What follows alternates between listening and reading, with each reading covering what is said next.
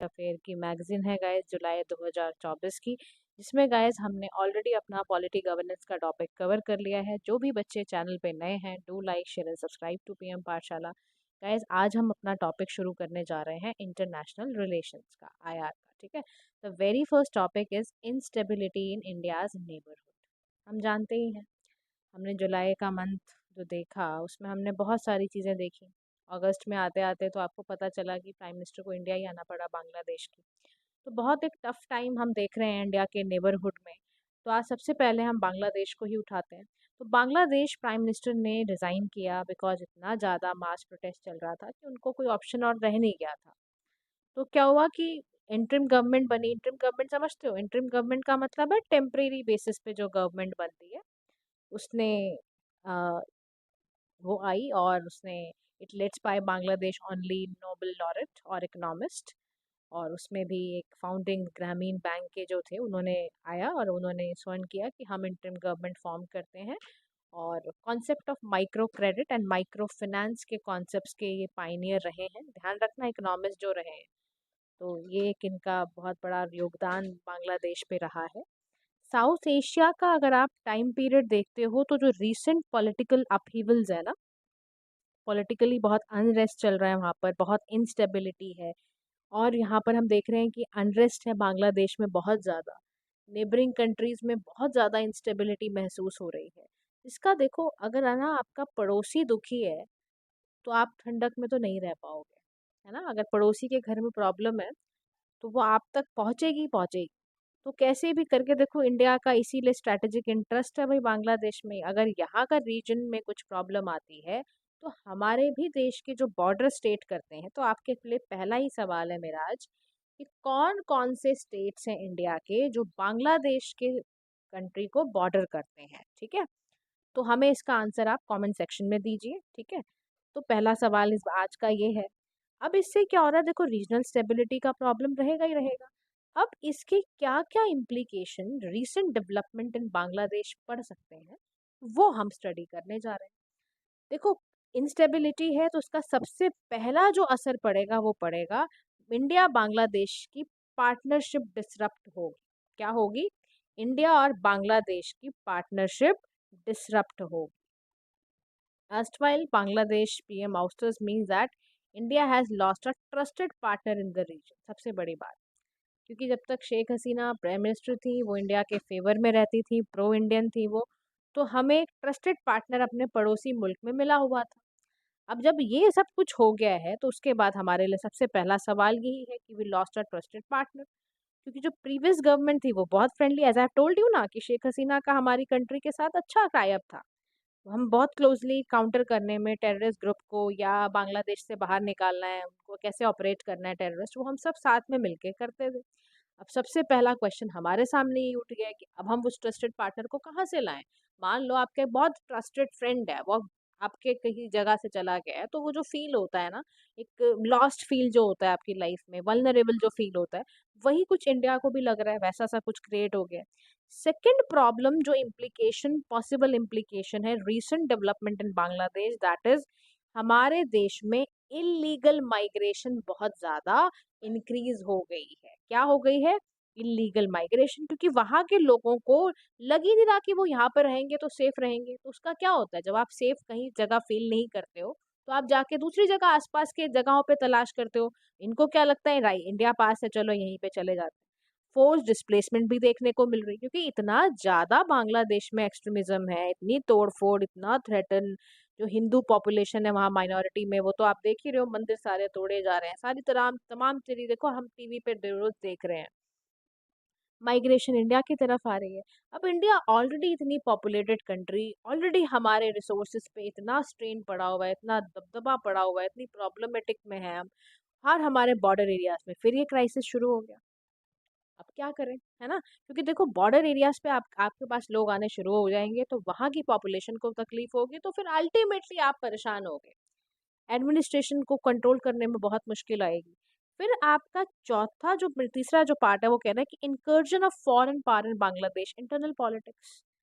आप सोचो, जब बांग्लादेश की पॉलिटिक्स को बाहर की कंट्रीज, स्पेसिफिकली मैं नाम क्या लूँ आप समझ ही जाओ, वो अगर इंटरनल पॉलिटिक्स को प्रभाव डालना शुरू कर देंगे तो आप सोचो क्या इंडिया को थ्रेट नहीं है उससे? क्राइसिस समझ गए? अब economic and investment threats since 2016 से भारत को बांग्लादेश से $8 बिलियन का क्रेडिट था। डेवलप को रोड कराने को, चाहे रेल शिपिंग का था, हमने बहुत काम किया, इंडिया ने दिए $8 बिलियन। अब हमारा जो एक प्रोजेक्ट वहाँ रेलवे लाइन का चल रहा है, रेल लिंक का चल रहा है, वो फिर से थ्रेटन में आ गया। पूरा अगरतला वाला रेल लिंक था, हमें लगा नॉर्थ ईस्ट को भी हम कनेक्ट कर देते हैं, तो यहाँ तो पहले ही इतना प्रॉब्लम आ गया। फिर चाहे वो खुलना मोंगला पोर्ट की बात हो, तो ये इतने ज्यादा थ्रेटन फील कर रहे हैं कि अब क्या करें। देखो सिचुएशन कितनी कितनी गंभीर सिचुएशन है। अब उसके बाद ये कह रहा है कि इंडिया का जो स्ट्रेटेजिक रिस्पॉन्स है to this uncertain political instability वो क्या है। सबसे पहले है डिप्लोमेटिक रिकैलिब्रेशन, यानी जो नया लीडर आ रहा है आपको उसके साथ बातचीत करनी पड़ेगी। आपके पास कोई ऑप्शन थोड़ा रह जाता है, क्योंकि आपको अपना स्ट्रेटेजिक इंटरेस्ट प्रिजर्व करना है, तो करना पड़ेगा, आपके पास कोई ऑप्शन नहीं है। फिर सेकंड आपके पास समस्या है कि सिक्योरिटी की दिक्कत है, तो सिक्योरिटी के लिए आपको बॉर्डर सिक्योरिटी पे अपने इंटेलिजेंस कैपेबिलिटीज को दिखाना पड़ेगा। जो जो पोटेंशियल प्रॉब्लम दिख रही है, थ्रेट दिख रहे हैं, उसके लिए आप पहले ही काउंटर मेजर्स लेने शुरू कर दो। तीसरा काम आप ये कर सकते हो, मल्टीलेटरल एंगेजमेंट दिखानी पड़ेगी। आप इंटरनेशनल सपोर्ट मांगो। बिम्स्टेक का पार्ट है भाई, बांग्लादेश भी है उसमें, इंडिया भी पार्ट है। तो बिम्स्टेक कब बना था आपके लिए दूसरा सवाल है ये आज का। बिम्स्टेक कब बना था, बिम्स्टेक का फुल फॉर्म आप मुझे बताओगे। फिर ये तो देखो ये कर सकते हो, सोशियो इकोनॉमिक असिस्टेंस भी आपको देनी चाहिए, क्योंकि भाई वहाँ के लोगों को ह्यूमैनिटेरियन हेल्प भी चाहिए होगी, एड चाहिए होगा, सपोर्ट चाहिए, एलिवेशन चाहिए ह्यूमैनिटेरियन सफरिंग से। इकोनॉमिक इन्फ्लुएंस बहुत है, आप एक्सटेंड कर दो अपना line of credit. Line of credit का मतलब समझते हो? आई told you so many times, line of credit का मतलब होता है कि आप बेसिकली दूसरी कंट्री को क्रेडिट में हेल्प कर रहे हो। कैसे हेल्प कर रहे हो? एक अग्रीमेंट कर रहे हो बैंक्स के साथ, फॉरेन फाइनेंशियल इंस्टीट्यूशंस के साथ, और अब बोरोवर को क्या है, एक आउटलाइन मैक्सिमम अमाउंट पता है उसको कि वो इतना बोरो कर सकता है एस्टैब्लिश यूनिट में। तो जब भी होता है तो बोरो रीपे भी आप आराम से कर सकते हो, तो बहुत सारी चीज़ों का ना हेल्प हो जाती है। क्रेडिट लाइन आप डिमांड कर सकते हो। तो एक तरह का ना देखो, लाइन ऑफ क्रेडिट को ये भी मत समझना कि ये कोई ग्रांट है। Line of credit it's just a kind of soft loan होता है, ये ध्यान रखना, सॉफ्ट लोन की तरह होता है। कंसेशनल, आपको इसमें इंटरेस्ट रेट कम देना पड़ेगा, डेवलपिंग कंट्रीज के लिए ये किया जाता है। ठीक है। अब आप देखो, आपके पास भैया रिफ्यूजी तो आएंगे ही, भाई माइग्रेशन तो हो ही रही है ना, आप क्या करोगे? असाइलम मैनेजमेंट आपको करना ही पड़ेगा, टेम्परेरी बेसिस पे हैंडल करो। असाइलम स्ट्रेटेजिकली थोड़ा सा करना पड़ेगा। लॉन्ग टर्म मेजर्स के लिए, तो देखो थोड़े शॉर्ट टर्म मेजर्स हैं। लॉन्ग टर्म मेजर्स के लिए आप क्या करो, देखो दोनों प्लानिंग करनी पड़ती है। लॉन्ग टर्म मेजर्स क्या लेने हैं, शॉर्ट टर्म मेजर्स क्या लेने हैं, उससे भी आपको काफी हेल्प मिलेगी। सबसे पहले लॉन्ग टर्म मेजर में आप क्या करो, India keeps up the policy of empowering her neighbourhood. ठीक है। एग्जाम्पल के तौर पर देखो, Bangladesh was the only invite at G20 summit from South Asia. आपको पता होगा, साउथ एशिया से हमने ही सिर्फ बांग्लादेश को ही G20 समिट में बुलाया था। तो इंडिया एम्पावर करे अपने नेबरहुड को, उसको करना पड़ेगा, जैसे हमने G20 में करके दिखाया। इंडिया क्या करे, keeps a following in non reciprocal neighbourhood fiscal policy. Example जैसे हम वैक्सीन मैत्री करते हैं, हमें करना चाहिए, इससे भी हमारे रिलेशंस में अच्छा होगा। फर्स्ट रिस्पॉन्डर बने, जब भी कोई डिजास्टर आए हम सबसे पहले पहुंचे, ये भी हमारी ज़रूरत है। तीसरा हम काम करें, फ्लेक्सिबल फॉरवर्ड लुकिंग पॉलिसी बनाएं, ताकि हम unpredictable south Asian political landscape में ये सारा चीज़ें ऐसा तैयार कर पाएं, यानी कि हमारी पॉलिसी ऐसी हो कि हमें जो जो भी नज़र आ रहा है कि फ्यूचर में ये सब चीज़ों की अनप्रिडिक्टेबिलिटी है, उसको हम अपनी फॉरवर्ड लुकिंग पॉलिसी से प्रिडिक्ट कर पाए। इतना विजन हमें अपने लीडर्स में चाहिए कि वो ये निकाल के दिखाएं कि ऐसे कैसे नेविगेट हो पाएगा वरना। ठीक है ना, तो ये एक बात है। दूसरा हमें, अब हम चलते हैं कि इंस्टेबिलिटी इंडिया के नेबरहुड में क्यों है, क्योंकि हमारा तो सवाल आर्टिकल का यहीं से शुरू हुआ ना कि इंडिया बहुत फेस कर रहा है, उसके जो पड़ोसी मुल्क हैं बहुत इंस्टेबल है। उसका कारण देखो, म्यांमार में कूप लग चुका है मिलिट्री का 2021 में। वहां का डेमोक्रेसी हिला पड़ा है पूरी तरह से, बहुत वाइड स्प्रेड वायलेंस, प्रोटेस्ट, प्रदर्शन चलते रहते हैं वहाँ। अब आओ अफगानिस्तान पर। अफगानिस्तान ऑलरेडी तालिबान ने 2021 में, मतलब 2021 से पता नहीं क्या शुरू हुआ है हमारे दिन, बहुत ही खराब हालत में। 2021 से तालिबान ने टेक ओवर किया, डेमोक्रेटिक गवर्नमेंट वहां कोलैप्स कर गई। तो ना यहाँ डेमोक्रेसी है ना यहाँ डेमोक्रेसी है। अब आओ श्रीलंका की तरफ। यहाँ ऑलरेडी इकोनॉमिक क्राइसिस जबरदस्त, चाइना ने यहाँ पे भिगोया के मारा था इनको। तो पॉलिटिकल इंस्टेबिलिटी, पब्लिक अनरेस्ट यहाँ पर भी है, यहाँ से भी हमें कोई उम्मीद नहीं रखनी चाहिए। ये तो आप मालदीव पर आ जाओ, ये भी कुछ अभी कम दिन नहीं हुए हैं। अभी हमारा इनके साथ भी खट्टे खट्टे हो गए थे रिलेशन, क्योंकि वहां पे जरा सी लीडरशिप चेंज हुई, वो प्रो चाइना हो गए, तो हमारा वैसे ही खराब हो गया। पॉलिटिकल टर्बुलेंस इन्होंने मालदीव्स में देखा, विच बिगिन इन 2012। तो देखो यहाँ पर भी अगर हम ना चलो अपने रिलेशन में भी ना देखें, तो इनके अपने देश में बड़ी दिक्कत चल रही है। प्रेसिडेंट को गन पॉइंट पे रखा था 2012 में। तो ये कैसा आप कह सकते हो कि यहाँ स्टेबल होगा? फिर नेपाल आ जाओ। नेपाल में इतने फ्रिक्वेंट गवर्नमेंट चेंजेस होते हैं, क्योंकि मैंने आपको कल भी जब नेपाल के बारे में बताया कि कोलिशन गवर्नमेंट होती है वहां पर, तो पॉलिटिकल इंस्टेबिलिटी कोलिशन गवर्नमेंट में आएगी ही आएगी।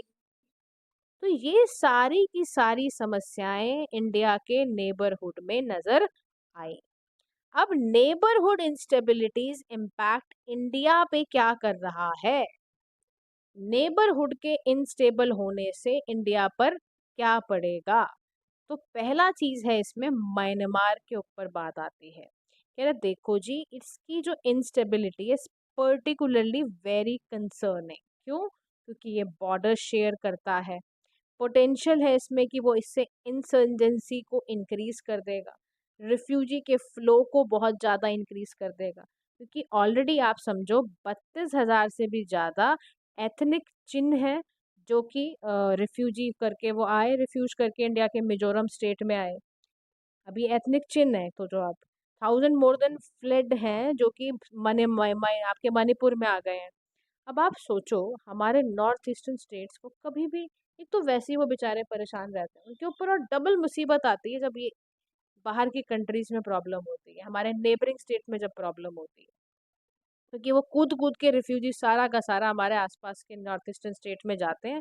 वो बेचारे ऑलरेडी अपनी लाइफ से लड़ रहे हैं, ये आके और इनकी पॉपुलेशन बढ़ाते हैं, तो और वायलेंट हो जाते हैं। अब अफगानिस्तान की तरफ से क्या दिक्कत आती है? अफगानिस्तान के साथ हमारे इशू ये हो जाते हैं कि वो ना देखो, एक तो कंसर्न ये इनका safety of its investment in Afghanistan. Taliban ruled state है ये, ठीक है। सिचुएशन यहाँ पर डायरेक्ट थ्रेट इंडिया की नेशनल सिक्योरिटी पे ही पड़ता है। क्यों? क्योंकि जो यहाँ का एक्सट्रीमिस्ट बंदा है ना, वो क्रॉस बॉर्डर टेररिज्म फैलाने के लिए बैठा हुआ है इंडिया के बॉर्डर पे। तो आप समझो ये क्रॉस बॉर्डर टेररिज्म क्या होता है, दोनों आपके बातें पता होनी चाहिए ना। What do you mean by cross border terrorism? तो क्रॉस बॉर्डर टेररिज्म का मतलब क्या होता है कि भाई साहब, ये प्रिवेंशन ऑफ टेररिज्म एक्ट से निकल कर आया है। इसका मतलब है कि जो टेररिस्ट एक्टिविटी होती है क्रॉस बॉर्डर, नाम से समझ रहे हो, क्रॉस बॉर्डर यानी कि मूवमेंट करते हो, आप कोई ऐसी एक्टिविटी करते हो बॉर्डर के, दो कंट्रीज के बॉर्डर के बीच में, टेरर फैलाने का काम कर रहे हो आप। समझ रहे हो आप बात को? तो टेररिस्ट एक्टिविटी बेसिकली आपका ये मन है कि वहां के लोगों को थ्रेटन किया जाए। तो हम तो बहुत पिसे हुए हैं, बुरे हाल में हमारा। क्रॉस बॉर्डर इशू इनकी तरफ से आ गया। श्रीलंका हो अब। श्रीलंका में for India situation in Sri Lanka significant क्यों है? क्योंकि हमारी तो जोग्राफिकल और कल्चरल टाइज बहुत ज्यादा अच्छे हैं, कल्चरली हम बहुत अलाइंड है ना। लेकिन दिक्कत कहाँ? रिफ्यूजी का प्रॉब्लम। इकोनॉमिक यहाँ इतना प्रॉब्लम था कि भैया चाइनीज चाइनीज इतना इन्फ्लुएंस है, तो हमारे देखो दुश्मन का अगर आप दोस्ती कर रहे हो, तो फिर कैसे हमारे साथ रह पाओगे यार? दुश्मन कंट्री ना हमारी तो चाइना। अब क्या होगा? चाइना के इनके साथ इतनी स्ट्रेटेजिक कंसर्न्स हैं, तो हमारा कहाँ इनके साथ पटेगी? ये प्रॉब्लम है, इनके साथ भी दिक्कत आ गई। अब मालदीव्स पर आओ। मालदीव्स में क्या होता है, इंडिया को चैलेंज है, एक तो यहाँ पर रेडिकलाइजेशन बहुत। अब आपको समझना चाहिए what do you mean by radicalisation. Radicalisation क्या होता है? देखो, रेडिकलाइजेशन का सीधा सा मतलब है एक ऐसा प्रोसेस, एक ऐसे कुछ एक्शंस हो रहे हैं जहां पर आप रेडिकल पोजीशंस को पॉलिटिकली और दूसरे इश्यूज में लेकर आ रहे हो। यानी कोई व्यक्ति विशेष, कोई ग्रुप रेडिकल व्यूज रखता है, मतलब पॉलिटिकली, सोशली उसके अलग ही तरह के व्यूज हैं, बड़े वायलेंट व्यूज आप कह सकते हो। कोई यूनिवर्सली ना एक्सेप्टेड रेडिकलाइजेशन की डेफिनेशन नहीं है। बस आप ये समझो कि आप बेसिकली कुछ उल्टा सीधा काम करने की सोच रहे हो, जो बड़े वायलेंट डिसीजंस होते हैं जिसको हम कहते हैं ना। एग्जाम्पल के तौर पर आप ये समझ सकते हो कि जैसे एक्सप्लॉइट करना, ये रेडिकलाइजेशन प्रोसेस होता है।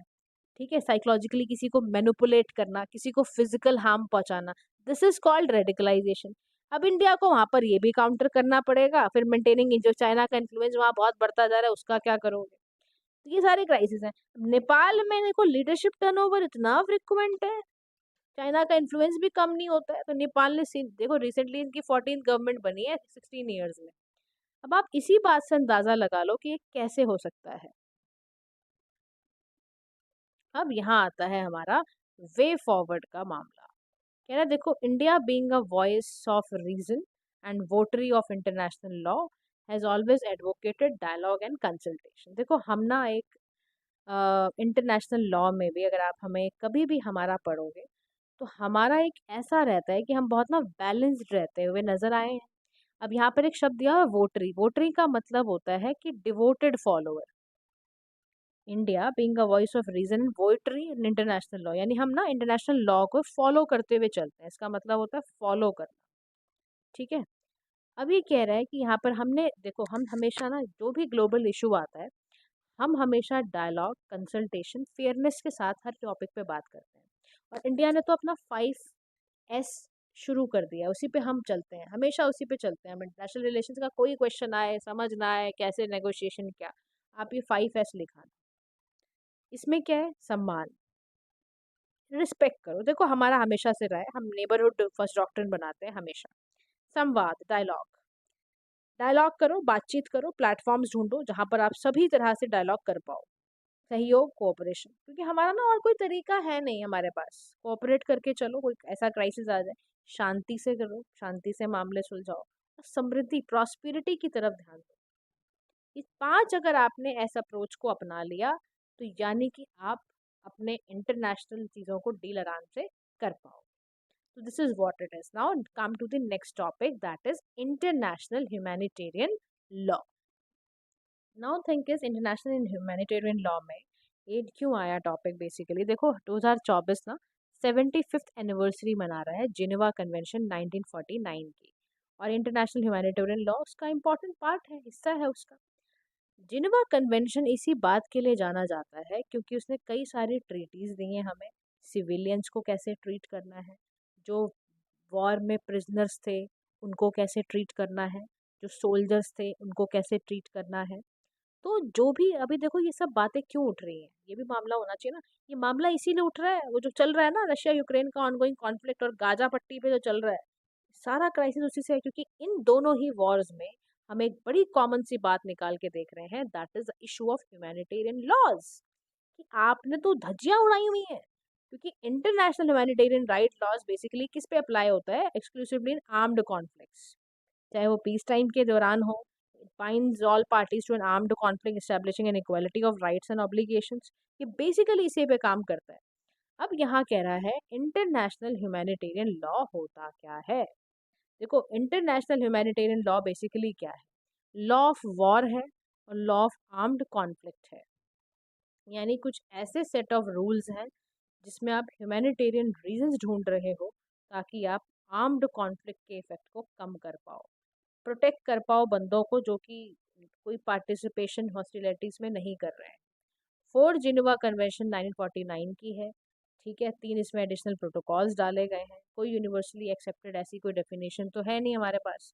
बस आप समझ लो सभी जगह पर अप्लाई होता है। जो भी डिक्लेयर्ड वॉर्स हैं, आर्म्ड कॉन्फ्लिक्ट हैं, उन सभी जगह पे बता दिया जाता है कैसे कैसे सोल्जर्स के साथ डील करना है, प्रिजनर ऑफ वॉर्स के साथ कैसे डील करना है। इससे रिलेटेड बहुत सारी हमने कन्वेंशंस को साइन करा हुआ है, चाहे वो हेग कन्वेंशन हो, बायोलॉजिकल वेपन कन्वेंशन हो, सारा हमने साइन करा हुआ है। अभी कह रहा है ऐसे कौन कौन से इम्पोर्टेंट प्रिंसिपल्स हैं जिस पे इंटरनेशनल ह्यूमैनिटेरियन लॉ कानून बनाता है और उस पर चलता है। Very first thing is principal of distinction.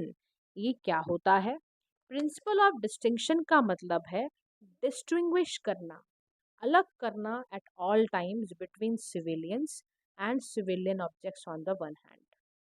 समझ रहे हो प्रिंसिपल ऑफ डिस्टिंक्शन क्या है? प्रिंसिपल ऑफ डिस्टिंक्शन का सीधा सा मतलब है डिस्टिंक्ट करके देखना दो चीज़ों को। मतलब एक डिस्टिंग्विश करना, यानी कि अलग अलग करके देखना, सिविलियंस को भी, सिविलियन ऑब्जेक्ट्स को भी, कौन कौन से कॉम्बेटेंट है, ये सारा। इस प्रिंसिपल को थोड़ा अगर हम और ध्यान से समझें तो what do mean by principles of distinction. देखो एक तो हमने इसमें पढ़ लिया कि this is what principal of distinction is. ये कैसे अप्लाई होता है, ये बात भी आपको ज़रूर पता होनी चाहिए, ह्यूमैनिटेरियन लॉ का क्योंकि पार्ट है। देखो इसमें ना हम जो भी पार्टी ना कॉन्फ्लिक्ट में है, ध्यान से समझना, जो भी पार्टी कॉन्फ्लिक्ट में है, चाहे उसको हम डिस्टिंग्विश करते हैं, सिविलियन है ये, कॉम्बेटेंट है, समझ रहे हो। तो ये बेसिकली प्रिंसिपल अप्लाई किया जाता है कि कोई भी इनडिस्क्रिमिनेट अटैक ना हो, कोई भी साइबर मीन से अटैक ना किया जाए। ये सर्टेन पीपल को, ऑब्जेक्ट को अटैक से बचाता है, सिविलियन स्टेटस उनको देता है बेसिकली। अगर प्रिंसिपल ऑफ डिस्टिंक्शन वायलेट होता है तो there is no need to take into account principle of proportionality. ये भी मैं आपको बताती हूँ इसको कैसे कहते हैं। तो याद रखना, प्रिंसिपल ऑफ डिस्टिंक्शन एक फंडामेंटल प्रिंसिपल है। इसमें हमारा यही काम है कि हम अलग अलग करके सिविलियन पॉपुलेशन को, कॉम्बेटेंट पॉपुलेशन को अलग कर कर अकॉर्डिंगली आर्म कॉन्फ्लिक्ट से डील करवाएं। ठीक है, तो ये बात आपको ज़रूर याद रखनी है कि जब भी प्रिंसिपल ऑफ डिस्टिंक्शन के बारे में आएगा तो आपको इसके एग्जाम्पल के साथ समझ कर लिखना होगा। तो प्रिंसिपल ऑफ डिस्टिंक्शन में ये ज़रूर ज़रूर ध्यान रखना है कि कोई भी, जैसे मान लो, मैं आपको थोड़ा और इसको एक्सप्लेन कर देती हूँ। मान लो एक व्यक्ति है, ठीक है, या एक क्लोथिंग फैक्ट्री है जो कि यूज़ की जा रही है वेपन्स को स्टोर करने के लिए। एक क्लोथिंग फैक्ट्री है जिसको वेपन स्टोर करने के लिए रखा जाता है, और आपको पता है वेपन्स एक मिलिट्री ऑब्जेक्ट है। अब क्या हुआ, हाउएवर, अगर डिस्ट्रॉइंग इट में बी अनलॉफुल, क्योंकि प्रोपोर्शनैलिटी कंसिडरेशन है। फॉर एग्जांपल, फैक्ट्री रात को अटैक कर दी जाती है जब वर्कर्स प्रेजेंट नहीं थे, और वार्निंग्स कुड बी इशूड, क्योंकि करना पड़ेगा, क्योंकि अगर हमने पूरा डिस्ट्रॉय करा तो अनलॉफुल हो जाएगा। लेकिन इसमें अगर हम ये तरह से लगा के करते हैं कि भाई इसको ठीक करना है, तो प्रिंसिपल ऑफ डिस्टिंक्शन यहाँ अप्लाई करना पड़ेगा। और समझने के लिए देखो, कल्चरल ऑब्जेक्ट, मान लो कोई भी ना एंशिएंट फोर्ट्रेस हम ले लेते हैं, उसकी कल्चरल वैल्यू है ना, तो उसको कोई भी, जब भी ना कोई वॉर वगैरह होती है तो इन चीज़ों को बचाया जाता है, जो भी यूनेस्को की लिस्ट में आती है, जैसे ताजमहल है हमारा, ऐसी चीज़ें हैं। तो क्यों किया जाता है? प्रिंसिपल ऑफ डिस्टिंक्शन लगाने के लिए, कि कहीं ऐसा ना हो कि वो चीज़ें पिस जाएं जिनका कोई दोष ही नहीं है। बात समझ रहे हो? उसी को हम कहते हैं principle of distinction. Principle of distinction हमारे डायरेक्ट अटैक को, सिविलियंस को, मेडिकल पर्सनल को बचाते हैं। This is very very important. Now come to the next principle, principle of proportionality. यहाँ पर क्या है, पार्टीज को चाहिए होता है कि वो क्या करें, वो बेसिकली अल्टीमेटली एंटिसिपेट करें इंसिडेंटल हार्म क्या क्या है, पहले से पता लगाएं इससे डायरेक्ट और इनडायरेक्ट क्या इफेक्ट पड़ने वाला है। जैसे यूरोप के जो यूनियन है उसमें ये बना हुआ है एक एक्सेसिव बर्डन कैसे कैसे क्या डालना है, क्या करना है। तो principal of proportionality military objects को ऐसा करने से बचाती है कि कोई सिविलियन की लाइफ, देखो ये सब अल्टीमेटली काम इसी पे कर रहे हैं, समझ रहे हो बात को आप। प्रिंसिपल ऑफ प्रोपोर्शनैलिटी का एक अच्छा सा अगर मैं आपको एग्जाम्पल दूं तो आप समझो, जैसे ना कॉन्स्टिट्यूशनल लॉ होते हैं हमारे देश में भी है ना। अब जो लॉ है फ्रीडम ऑफ मूवमेंट का, उसको रिस्ट्रिक्ट किया जाता है ना। जैसे देखो अभी कोविड-19 का पेंडेमिक आया तो हमने फ्रीडम ऑफ मूवमेंट लोगों की हटाई और इसको प्रोपोर्शनली करा। क्यों? क्योंकि अगर हम नहीं हटाते फ्रीडम ऑफ मूवमेंट तो वो डिजीज हो जाते, वो मर जाते। उसी को कहते हैं प्रिंसिपल ऑफ प्रोपोर्शनैलिटी लगाना, समझ गए। Next is principal of precaution, यानी यहाँ पर क्या हो रहा है, आर्म्ड कॉन्फ्लिक्ट कॉन्स्टेंटली अगर कोई चल भी रहा है, कांस्टेंट केयर करना उस पूरे उसमें सिविलियन पॉपुलेशन का, सिविलियन ऑब्जेक्ट्स का, कोई उसके ऊपर कोई आँच ना आ जाए। तो उनको प्रिकॉशन नाम से ही समझ में आता है कि कोई रिस्क मैनेजमेंट करना बेसिकली, ऐसा ना प्रिवेंटिव एक्शंस लेना। बात समझ रहे हो? ऑल्टरनेटिव ढूंढना कि और क्या हो सकता है, ये सारी चीज़ें करना बहुत ज़रूरी है। इसमें भी अगर आप एग्जाम्पल देखते हो तो जैसे देखो स्मोकिंग है ना, स्मोकिंग से लंग कैंसर हो सकता है। तो मैनी पीपल क्विट स्मोकिंग क्योंकि उनको एविडेंस दिखाए जाते हैं, उनको पहले ही ये बात की चेतनता दी जा रही है कि आप भाई देखो ये ले तो रहे हो सिगरेट आप, लेकिन इससे लंग कैंसर हो सकता है आपको। बात समझ रहे हो? तो इसी को कहते हैं principle of precaution. Now directly move to the challenges वाला पार्ट। अब क्या क्या चैलेंजेस है जिससे कि ना इफेक्टिव इन्फोर्समेंट आईएचएल का होता है? Very first challenge is political one, क्योंकि स्टेट इंटरेस्ट वर्सेस यहाँ पर ह्यूमैनिटेरियन कंसर्न्स हैं। स्टेट्स क्या करता है, प्रायोरिटाइज करता है नेशनल सिक्योरिटी को, पॉलिटिकल इंटरेस्ट को ओवर ह्यूमैनिटेरियन ऑब्लिगेशंस, जिसकी वजह से सेलेक्टिव कंप्लायंसेस का जो रिजल्ट होता है वो गड़बड़ हो जाता है। तो यानी कि state interest versus humanitarian concerns, यहाँ पर आपको ये देखना होता है what is important, national security, आपको अपने पॉलिटिकल इंटरेस्ट देखने हैं, नेशनल सिक्योरिटी देखनी है। नॉन स्टेट एक्टर्स जो होते हैं उनका काम है कि वो भी ना जैसे देखो रिकग्नाइज करते जाएं, rise non state armed group जो होते जा रहे हैं, ये भी चैलेंज है, ये भी इम्प्लीमेंटेशन को आईएचएल को करने नहीं देते हैं, ये भी प्रॉब्लम है। फिर लैक ऑफ इफेक्टिव इन्फोर्समेंट की दिक्कत है। कह रहे देखो सीरियन ना सिविल वॉर चल रहा था, despite numerous documented violations chemical weapons का यूज करा जा रहा है। कह रहा है ये कहाँ लिखा हुआ था? जुरिस्डिक्शनल यहाँ पर एफर्ट लगाए जाते हैं, वो भी बहुत इशू है। स्टेट ऑफ सोवेनिटी को प्रिंसिपल वो लिमिट करना काम होता है इनका, लेकिन वो भी नहीं करा जा रहा। यानी कि देखो पॉलिटिकल चैलेंज भी है, लीगल चैलेंजेस भी हैं। ग्लोबल गवर्नेंस का इशू कैसे, वीटो पावर हटा ही नहीं सकते आप। यूनाइटेड नेशन सिक्योरिटी काउंसिल में 5 मेंबर्स को आपने परमानेंट मेंबर बना रखा है। सीरिया का जब सिविल वॉर था, रशिया चाइना ने वीटो लगवा दी, रेजोल्यूशन नहीं होने दिया, वॉर क्राइम्स को एड्रेस नहीं होने दिया था।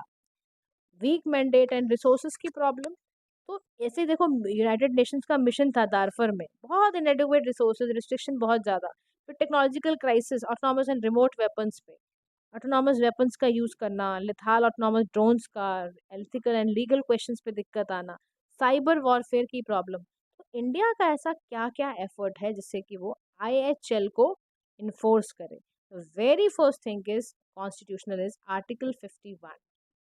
Article 51 gives you the fundamental rights, fundamental duties sorry, और फंडामेंटल ड्यूटीज में ही आपको बोला है कि इंटरनेशनल पीस एंड सिक्योरिटी करना इंडिया ने कर रखा है। India military training and awareness programme भी चलाता रहता है। इंडियन आर्म फोर्सेस के लिए हमारे ट्रेनिंग प्रोग्राम, हमारे वर्कशॉप्स हम ऑर्गेनाइज करते रहते हैं। पीस कीपिंग ऑपरेशंस, तो इंडिया बहुत इसके लिए लार्जेस्ट कंट्रीब्यूटर है पूरे यूनाइटेड नेशंस के पीस कीपिंग मिशंस में। फिर हमारा इंगेजमेंट है नॉन स्टेट एक्टर्स के साथ भी, चाहे वो नॉर्थ ईस्ट हो, चाहे वो जम्मू कश्मीर हो, हमारा इनके साथ भी है। और वे फॉरवर्ड में यहाँ क्या कह रहा है कि ग्लोबल गवर्नेंस की रिफॉर्म जो हमारे हैं यूनाइटेड नेशन सिक्योरिटी काउंसिल के, to make it more representative, हम वीटो पावर का रिस्ट्रिक्ट यूज करवाएं। हम इसीलिए चाहते हैं यूनाइटेड नेशन सिक्योरिटी काउंसिल में रिफॉर्म लाना बेहद ज़रूरी है, ताकि इस तरह के क्राइसिस में ये सब ना चल पाए कि आपने रोक दिया, रेजोल्यूशन ही नहीं होने दिया। हमें रीजनल ऑर्गेनाइजेशंस के रोल को बढ़ाना चाहिए, चाहे वो अफ्रीकन यूनियन हो, चाहे वो ईयू हो, चाहे वो आसियान हो। पॉलिटिकली हम क्या कर सकते हैं, हम अपने लीगल सिस्टम को सबसे पहले, डोमेस्टिकली लीगल सिस्टम हमारा ऐसा होना चाहिए कि वो प्रोसिक्यूटर्स को अगर वायलेट होते देखे तो उस पर वो एक्शन ले पाए। हमारे non state actors deeds of commitment sign करें, ह्यूमैनिटेरियन नॉर्म्स को कसम खाएं कि वो कभी नहीं तोड़ेंगे।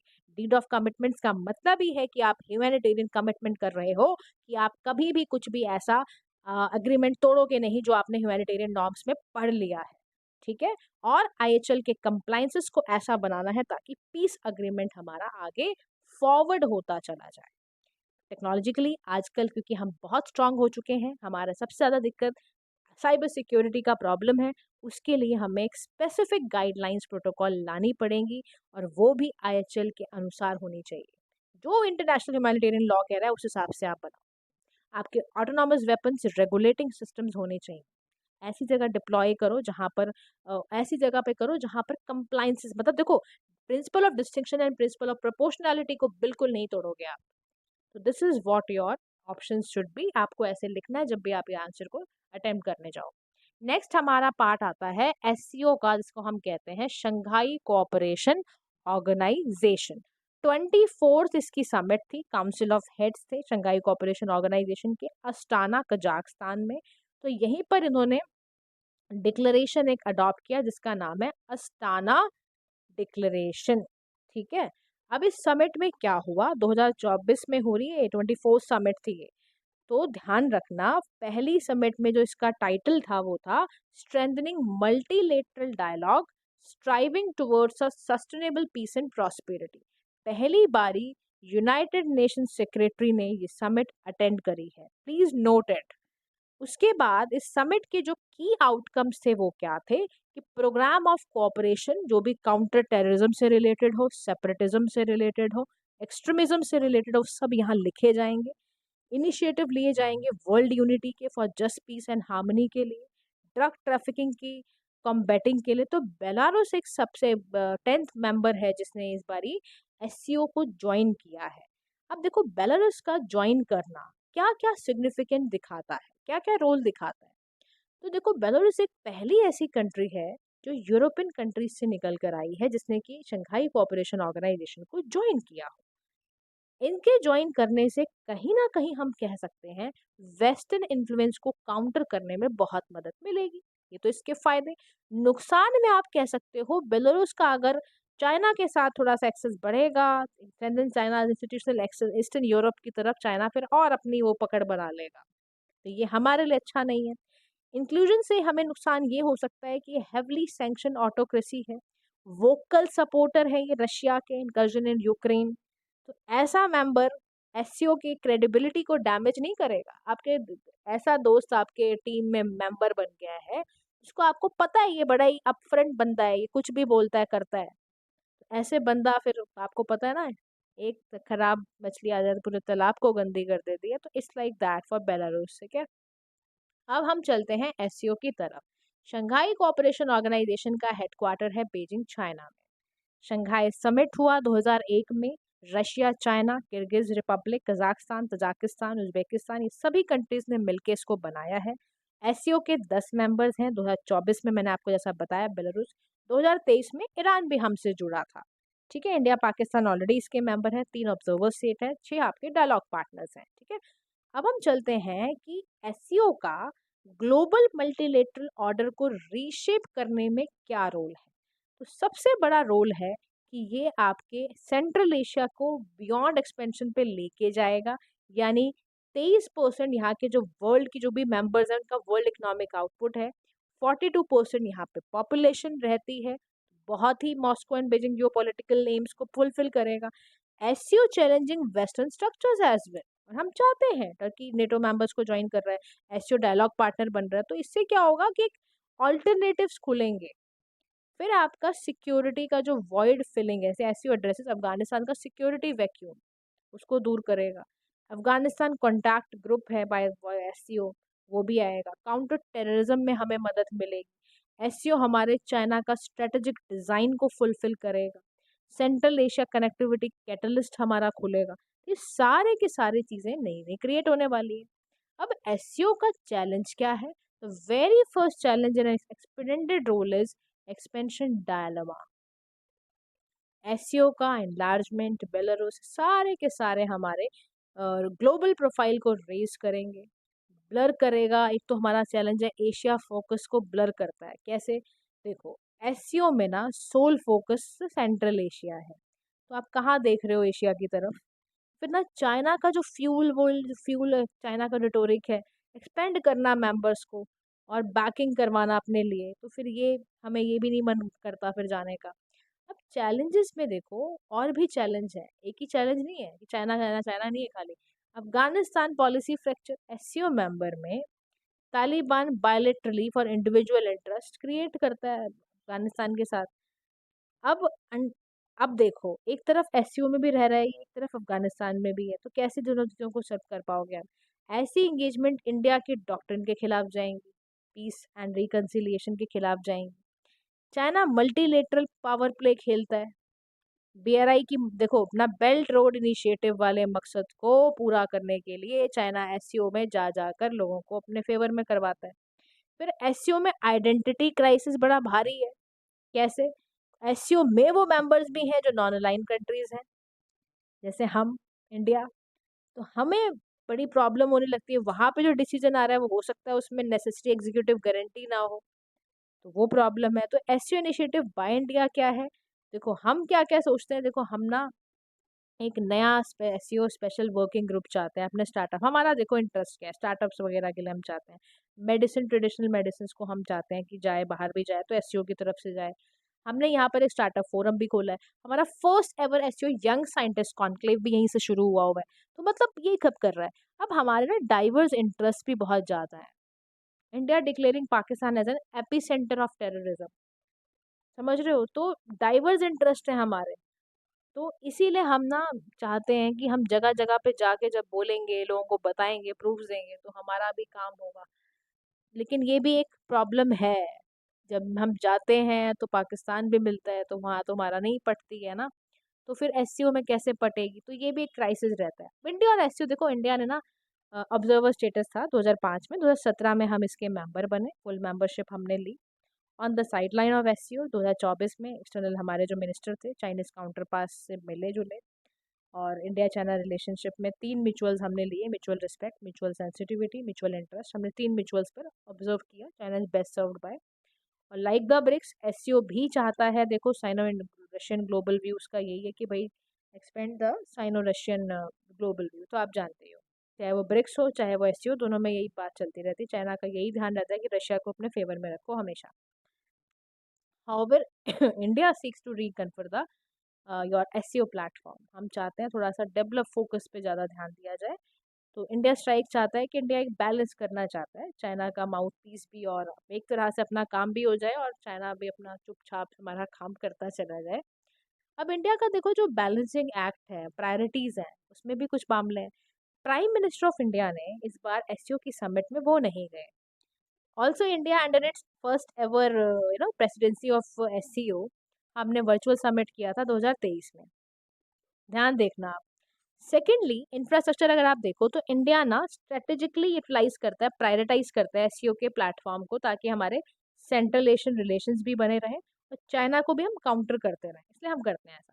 टेररिज्म पे देखें तो इंडिया ने ना अपना प्रायोरिटी यही रखा है कि हम ना टेररिज्म को इरेडिकेट तो करेंगे, क्योंकि देखो हम ना बहुत परेशान हैं अपने नॉर्थ वेस्ट बॉर्डर से, हम खुश नहीं रहते हैं। दोनों बॉर्डर पे हमें टेररिस्ट एक्टिविटीज का डर लगा रहता है। इंडिया का रेफरेंस टू डिक्लेरेशन हमने G20 थीम हमने इसीलिए रखा, वन अर्थ वन फैमिली। हमने कहा भैया वासुदेव कुटुंबकम, छुट्टी लाइफ इनिशिएटिव लेंगे हम, तो हम इन्वायरमेंट की, मतलब हम ना देखो, आपको चाइना को बहुत ज़्यादा सर पे भी नहीं चढ़ाना है और एससीओ मेंबर्स के साथ रिलेशंस भी अच्छे रखने हैं। उसके लिए यही सब हम करते रहते हैं। हमने सिक्योर भी रखा कि security, economic cooperation, connectivity, unity, respect for sovereignty, इस पर हम काम करेंगे। ये हमारा मकसद है एससीओ में आने का। हम अपनी बात को हम साफ रखते हैं, and which is good also. अब कंक्लूडिंग फॉर्म में कह रहा है कि हमें अगर एससीओ में रेलिवेंट रहना है तो रीजनल फोकस पर एक्सपेंशन में बैलेंस करना पड़ेगा। चाइना के डोमिनेशन को मॉडरेट करने के लिए भी आपको डाइवर्स मेंबर इंटरेस्ट को भी ध्यान में रखना पड़ेगा। तब जाके कहीं आप एक एससीओ के फ्यूचर इफेक्टिवनेस के बारे में सोच सकते हो। ठीक है, आगे का अगर हम देखते हैं मामला, तो इंडिया और रशिया का रिलेशंस है, one of your favourite topic, हमारा सोलमेट रशिया। तो प्राइम मिनिस्टर इंडिया ने ऑफिशियली विजिट किया रशिया 2 जुलाई 2024 में, और हम 22nd India Russia annual summit में गए, प्राइम मिनिस्टर मोदी। तो on the recent visit India officially awarded मिला भाई, प्राइम मिनिस्टर मोदी को रशिया का हाईएस्ट सिविलियन अवार्ड दिया गया, the Order of Saint Andrew the Apostle. It was announced in 2019 but exceptional services के लिए उनको दिया गया, promoting special and privilege strategic partnership between Russia and Indian people. तो उसके लिए उनको नवाजा गया ये तोहफा, और इतना बड़ा ऑनर किया गया। अब देखो, अगर हम ना इंडिया और रशिया के रिलेशनशिप में देखें तो हम एक बैलेंस महसूस करेंगे, और इंडिपेंडेंट फॉरेन पॉलिसीज़ हैं हमारी, और हम खुश रहते हैं रशिया के साथ, तो हमारा ऐसा रहता है। अब ना अगर इस मीटिंग के कुछ आउटकम देखें तो very first outcome is trade and economic partnership. हमारा यहाँ पर during and expanding partnership focusing on economics, चाहे वो बायलेटरल ट्रेड एक्टिविटीज़ हो, $100 बिलियन का हमने टारगेट रखा बाय 2030। हम बायलेटरल सेटलमेंट्स कर रहे हैं यूजिंग नेशनल करेंसीज। ठीक है, हम ना प्रोग्राम्स पे भी साइन कर रहे हैं, इंडिया रशिया कोऑपरेशन, ट्रेड हो, इकोनॉमिक डेवलपमेंट हो, ये सब भी हम साइन कर रहे हैं। अब यहाँ पर ना कुछ की माइलस्टोन है इंडिया रशिया के रिलेशंस के बारे में।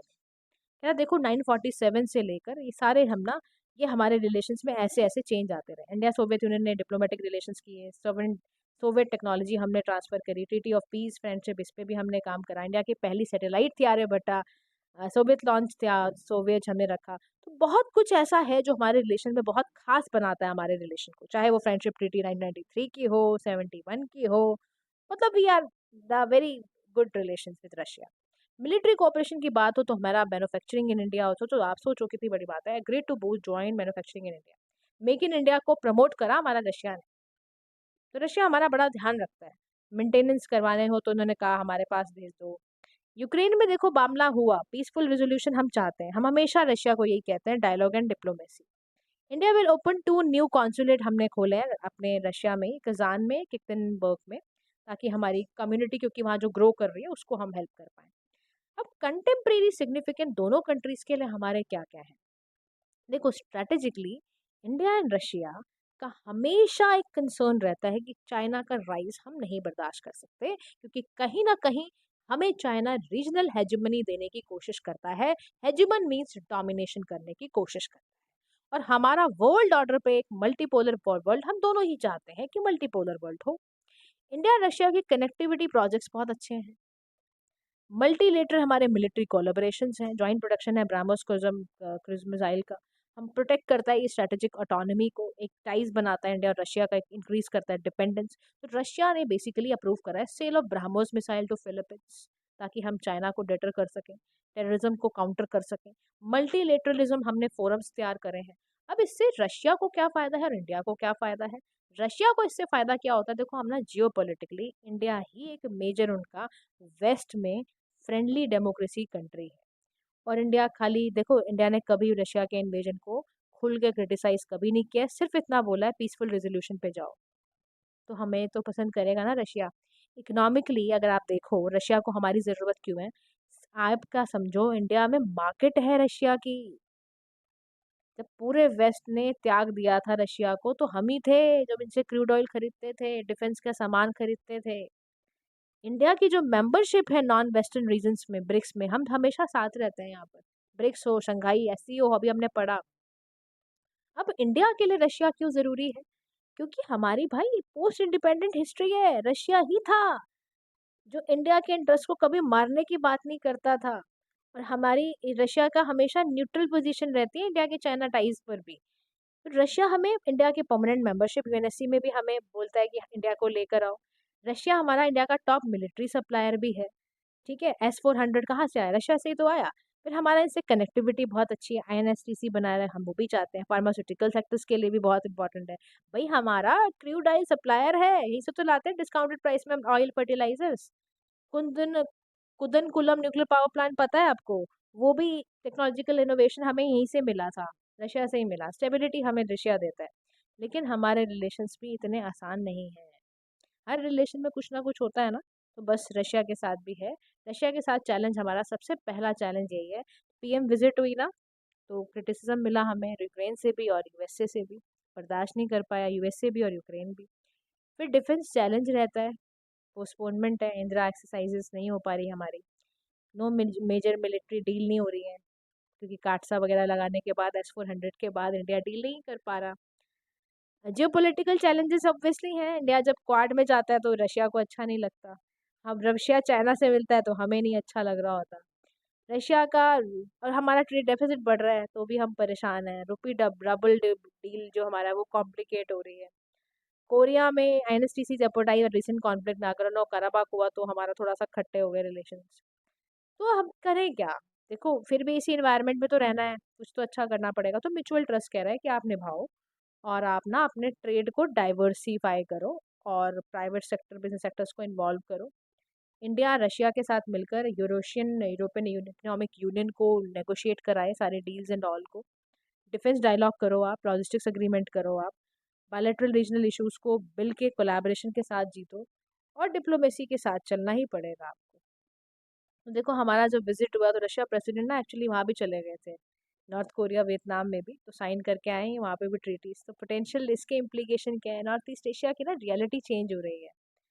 तो चीज़ें काफ़ी बदल रही हैं। Security guarantee from Russia and China, north Korea में फर्दर परस्यू मिलिट्री फॉर्मेशन। तो इंडिया इन चीज़ों से बातों को नहीं पसंद करता। अल्टीमेटली देखो, नॉर्थ कोरिया में जा रहे हो तो कहीं पाकिस्तान में भी आप ट्रांसफ़र ना करो टेक्नोलॉजी। तो ये बात है। So guys, let's move to the India UK वाला रिलेशंस। एक काम करते हैं गाइस, 4 ही टॉपिक्स आज करते हैं। रेस्ट 3 टॉपिक्स इसमें बचे हैं, शॉर्ट बचे हैं, वो हम कल करेंगे। अभी मैं इमीडिएटली आपको ना वो दे देती हूँ। आप एमसीक्यूज प्लीज़ ट्राई करो, एमसीक्यू करना आप, ठीक है। और फर्दर एमसीक्यूज हम कल दे देंगे। इसमें मैंने आंसर्स भी डाले हैं, तो I am providing you both the things. आप दोनों को पढ़िए। ये क्वेश्चंस हैं आपके सामने, क्वेश्चन डील करिए। This is the first question, second question. Now move to the question number third. This is the third question related to UNHRC. This is the question number four related to article 51। थोड़ा ध्यान से करना, 51 question थोड़ा ना ease of option दिए हुए हैं। फिर सिक्स क्वेश्चन है, फिफ्थ क्वेश्चन है, सेवेंथ है, एट्थ है, डार्क शिपिंग से रिलेटेड है। सो 8 क्वेश्चंस हैं, आपके सॉल्यूशंस भी दिए हुए हैं। आप चेक करके बताना आपके कितने करेक्ट हुए हैं, ठीक है। चलिए, तो आज के लिए गाइस इतना ही। हम फिर कल मिलेंगे, फिर आगे का वर्कआउट करेंगे। Thank you so much. Have a nice day to all.